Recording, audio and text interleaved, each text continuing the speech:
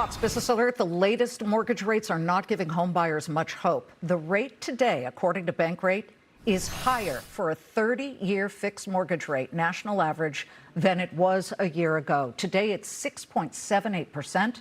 1 year ago, it was 6.63%. And with home prices still elevated, buyers are getting squeezed, both on pricing and, of course, borrowing. Joining me now in a Fox Business exclusive, celebrity real estate agent Josh Flagg, who's got his pulse on the finger of both coasts and everything in between. Josh, why are rates going in the wrong direction for borrowers?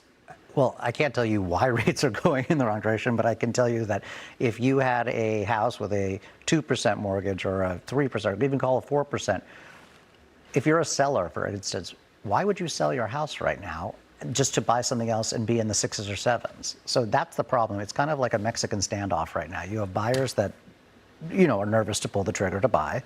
Then you have sellers that are nervous to sell their house just so that they can pay a higher interest rate. And the frozen market is really showing its stripes here. We just got existing home sales for the month of July today, and they came in for the second month. They fell for a second month. What does it tell you about how, or is there any possible way to shake this logjam free? Well, keep in mind, it's kind of hard to gauge the market in the summer months. Everyone's traveling in the summertime. It's kind of like the holidays. Like, people don't buy houses during Thanksgiving. They don't buy houses during Christmas, whatever. People are traveling, so it's really hard to actually gauge in the second quarter. You really have to gauge it in March, April, then like September and October. Those are really your prime months.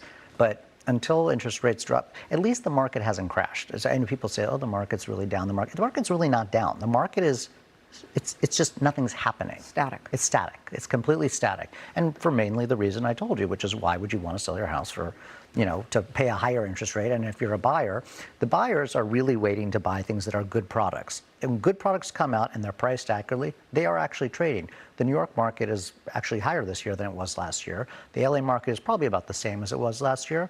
But what I tell my clients all the time is, price, if you want to sell, price it accurately, and you're going to have your house sold. Don't get too greedy. Don't get too greedy. That's the issue. But inventory is also a huge issue. I just came from the California Building Industry Association's two-day event in San Diego, and there is a paucity, a lack of close to 500,000, I don't want to say units, because they said homes.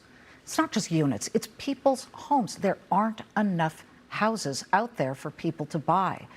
Wherein lies the biggest issue there? Is it just the fact that builders are stymied by regulations? Well, I think that's part of it. And I think, again, it's why would you want to sell your... People are not selling their homes because they don't want to pay more for a lesser product, for instance. What's interesting is that the homes in like the $1 million range are totally flat, because it's expensive for somebody in their 20s or their 30s that are buying a house for $1 million. What you can even buy for $1 million anymore, and you're paying 6 or 6.5%, 7%. It's been a year and a half since the devastating wildfires in the Pacific Palisades and, of course, Southern California. The build out, I just was in Malibu looking, and there's very little that's been rebuilt at all. Well, that's going to take a while because you have to deal with the Coastal Commission in Malibu, and that's just a nightmare.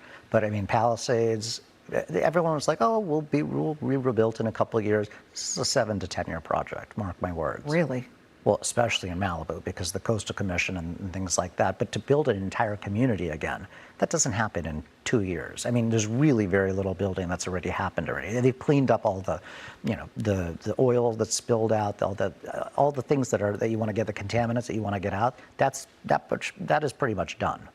But building that, it's a different story. SpaceX, everybody talked about the SpaceX IPO was creating a whole host of newly minted millionaires, employees who had been paid in equity, and finally they would eventually get to cash out. Are you seeing any of that in California? Once the stock vests, maybe, but I don't, as of right now, I have not seen one sale happen, and I know every house that's trading in LA, none of them have been, SpaceX billionaires or whatnot.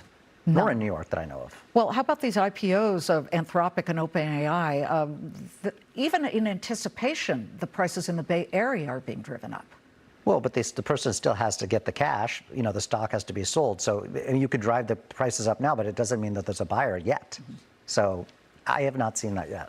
If I were a first-time home buyer and I had the latitude to maybe be in the Midwest or the South, where's a great place to buy where the prices are quality and good? Oh, I was about to say a great place until you said where the prices are low. I was going to say Charleston. Yeah, don't say Palm Beach. Either. Yeah, no, Palm Beach. Yeah, that's Palm Beach. In the South. I mean, well, actually, Savannah, I would say, is interesting because it hasn't really caught up to the prices of Charleston yet, but it will.